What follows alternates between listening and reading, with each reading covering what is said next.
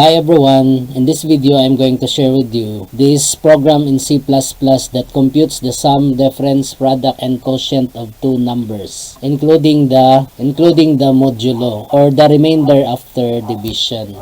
Okay, so let us try to run the program.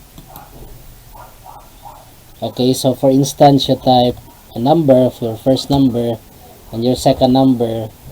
So it displays the sum, difference, product, and quotient of those numbers with the gotoxy statement. So for the modulo, for instance, you type 36, enter, and then your second number is 5.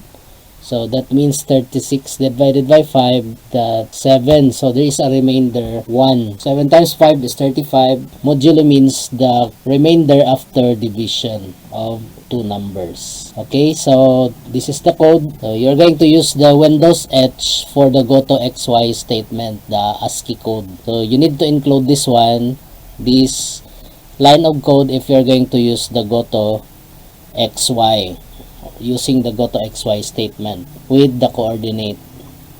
Okay, so characters that you want to display from, these are actually numbers from ASCII or American Standard Code Information Interchange. So whatever you use for numbers here will display on the output window.